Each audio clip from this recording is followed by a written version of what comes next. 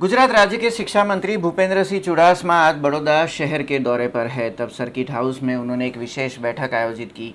राज्य सरकार की ओर से मेरा गांव कोरोना मुक्त गांव अभियान की सफलता के बाद अब शहरी विस्तार में मेरा वार्ड कोरोना मुक्त वार्ड अभियान की शुरुआत हुई है। तब बड़ौदा शहर में भी आज से इस अभियान की शुरुआत की गई। सर्किट हाउस में शिक्षा मंत्री भूपेंद्र सिंह चुड़ासमा ने सभी वार्ड प्रमुखों की आज बैठक आयोजित की थी, जिसमें सांसद रंजन भट्ट समेत राज्य कक्षा के नर्मदा निगम विकास मंत्री योगेश भाई पटेल समेत म्यूनिसिपल कमिश्नर, पुलिस कमिश्नर समेत के बड़ौदा शहर के ओएसडी डॉक्टर विनोद राव जैसे कई आला अधिकारी इस बैठक में मौजूद रहे थे। खास तौर पर वार्ड प्रमुखों को इसकी जिम्मेदारी सौंपी गई है कि 18 साल से 44 साल और 45 साल से ऊपर की आयु के जो वार्ड के नागरिक हैं उन सबको कोरोना टीकाकरण हो जाए, उसकी पुष्टि करने की जिम्मेदारी वार्ड प्रमुखों को दी गई है। साथ ही में शिक्षा मंत्री भूपेंद्र सिंह चुड़ासमा ने ताउते तूफान को लेकर भी ज़रूरी राज्य सरकार की ओर से जो तैयारियां की जा रही है उसके बारे में जानकारी दी। केंद्रीय गृह मंत्री अमित शाह और मुख्यमंत्री विजय रूपाणी लगातार टेलीफोन के जरिए अपने संपर्क में है और राज्य सरकार और हवामान विभाग ताउते तूफान की हर जो चुनौती है उसके लिए तैयार होने के लिए सभी योजनाएं बना रही है। तब शिक्षा मंत्री भूपेंद्र सिंह चुड़ासमा ने ताउते तूफान को लेकर भी राज्य सरकार अलर्ट पर है इस बात की जानकारी आज सर्किट हाउस में दी थी। कोरोना मुक्त गाम एना सफल प्रयोग पछी आजथी राज्यनी महानगरपालिका अने नगरपालिका में जेवी रीते मारू गाम कोरोना मुक्त गाम एवी रीते मारो वोर्ड कोरोना मुक्त वोर्ड ए अभियान की शुरुआत आज थी करवामां आवे छे। राज्यना बधा ज कोर्पोरेशनो ना मथक उपर मंत्रीश्रीओ जईने आ अभियान की शुरुआत आज थी थई रही है। राज्य सरकार आ मोर्चे અને મુખ્યમંત્રીશ્રીના વડપણ હેઠળ સતત કામ કરી રહી છે। એવામાં તોકતે નામનું વાવાઝોડું જે પણ સૌરાષ્ટ્રના ઉપરાંત બીજા થઈને રાજ્યના 14 જિલ્લા નાની મોટી અસર થવાની છે। મારે પણ અહીંયાથી સીધા વેરાવળ જવાનું છે, યોગેશભાઈએ સીધા જ મોરબી જવાનું છે। એ કામને પણ મહત્ત્વ આપીને સાથે સાથે કોરોનાનું કામ પણ એટલું જ મહત્ત્વનું છે। आ 3 दिवस दरमियान सौराष्ट्र में खूब झड़पे पवन फूंकाय अने वरसाद पड़शे पण एनी ओछी असर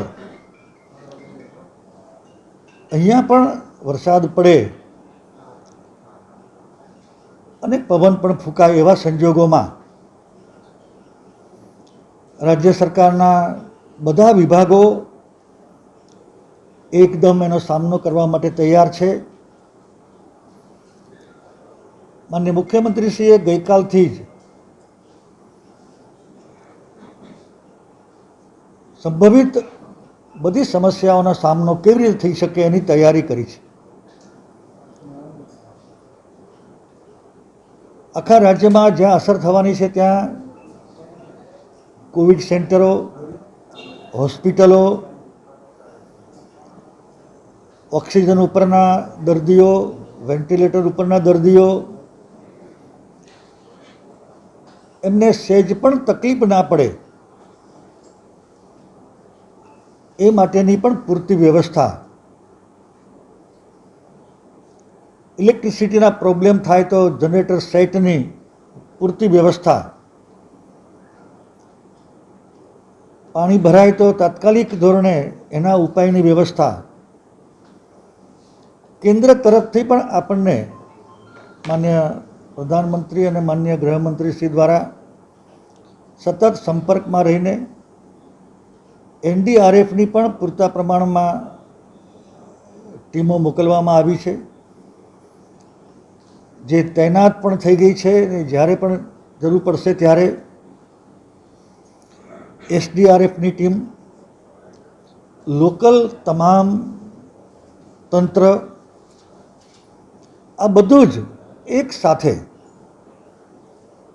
દરમિયાનમાં આજે અહીંયા મારો વોર્ડ કોરોના મુક્ત વોર્ડ પ્રસંગે આવ્યો છું ત્યારે આ લડાઈમાં વડોદરા શહેર જિલ્લાના તંત્રના સૌ અધિકારીઓ, શહેરના મેયર અને એમની ટીમ, જિલ્લા પંચાયત અને એમની ટીમ, સંગઠનના સૌ લોકોનું સરસ સંકલન, જેના પરિણામે કોરોનાને કાબૂમાં લેવાની, કંટ્રોલ કરવાની કામગીરી પણ સંતોષકારક થઈ છે. ગામડાનો પ્રયોગ સફળ થયા પછી આજનો આ પ્રયોગ અમે શરૂ કરીએ છીએ. પહેલાં સંક્રમિત થનારની સંખ્યા રાજ્યમાં વધારે હતી, સાજા થનારની સંખ્યા ઓછી હતી. મારું ગામ કોરોના મુક્ત કાર્યક્રમ પછી આજે સાજા થનાર 14,000 ઉપર છે, સંક્રમિત થનાર 9,000.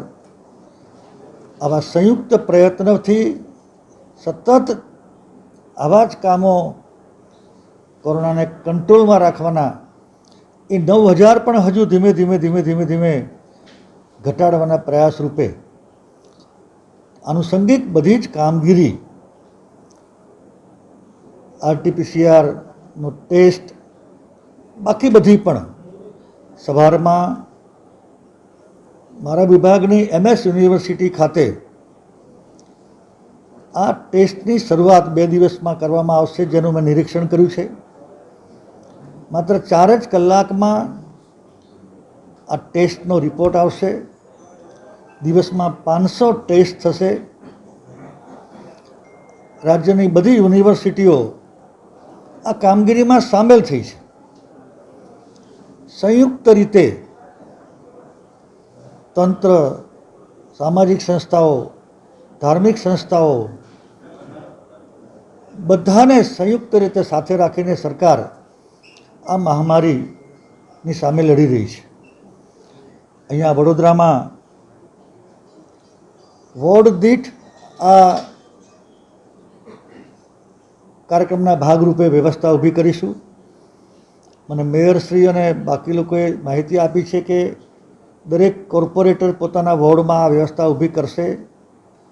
ઉપરાંત દર્દીને જરૂર પડે તો લોહીની વ્યવસ્થા માટે પણ દરેક કોર્પોરેટર પોતાના વોર્ડમાં રક્તદાન શિબિર, ત્યાં પણ એક મુલાકાત મેં લીધી છે, અને એવરેજ 70 થી 100 રક્તદાતાઓ આવે છે. બધા જ સંયુક્ત પ્રયત્ન ગુજરાતમાં ચાલી રહ્યા છે અને એમાં આપણે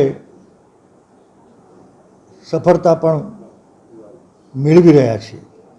આવતા દિવસોની અંદર જ્યારે સંભવિત ત્રીજા લહેરની વાત ચાલે છે ત્યારે એ લહેરનો પણ કેવી રીતે સામનો થાય અને ભૂતકાળમાં ભોગવેલી હાડમારી કે મુશ્કેલી એ ત્રીજા વેવમાં આપણે સામનો ન કરવો પડે, સહન ન કરવી પડે, એટલા માટેનું પણ અહીંયા ઇન્ચાર્જ સચિવ ભાઈ વિનોદ રાવે, એમની ટીમે કોર્પોરેશન અને બધા મેયર વગેરે સાથે રહીને, મારા સાથી મંત્રી યોગેશભાઈ, સિનિયર ધારાસભ્યો, એ બધાએ ત્રીજા વેવનો સામનો પણ આપણે કેવી રીતે કરી શકીએ એની પણ તૈયારી આરંભી દીધી છે.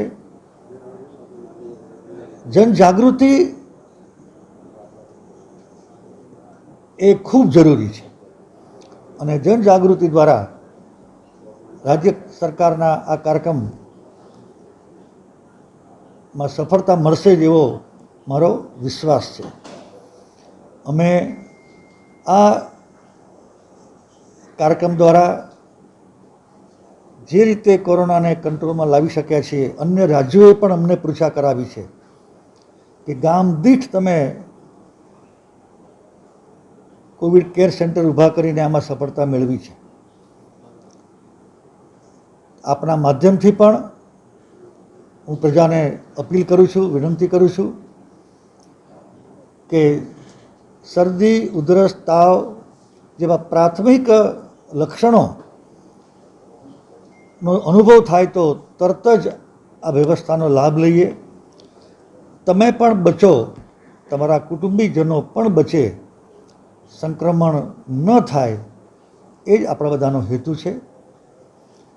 આપણે બધા સંયુક્ત પ્રયત્ન કરીને, અને ગુજરાતનો સ્વભાવ છે કે આફતને અવસરમાં કેવી રીતે બદલી શકીએ, એ પણ આ વખતે આપણે પુરવાર કરવાનું છે. वहीं शिक्षा मंत्री ने 12वीं कक्षा की बोर्ड परीक्षाओं को लेकर भी बयान जारी किया कि 12वीं कक्षा की बोर्ड परीक्षाएं होगी. कोरोना संक्रमण की जो स्थिति है उस पे ऊपर आने वाले दिनों में किस तरह से नियंत्रण हो रहा है, उसके हिसाब से 12वीं कक्षा की बोर्ड परीक्षाओं की तारीखों का ऐलान होगा.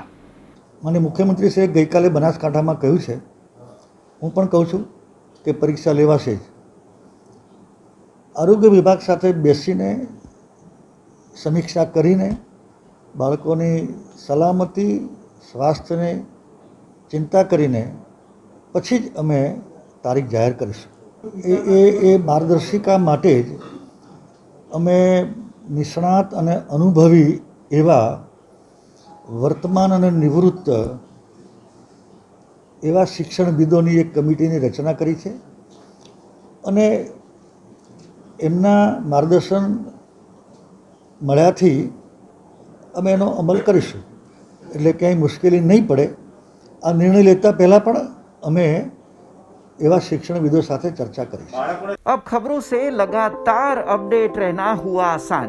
BRG न्यूज आपके मोबाइल स्क्रीन पर आज ही BRG न्यूज की mobile app Google play store और ऐप स्टोर से डाउनलोड करें और खबरों से लगातार जुड़े रहें.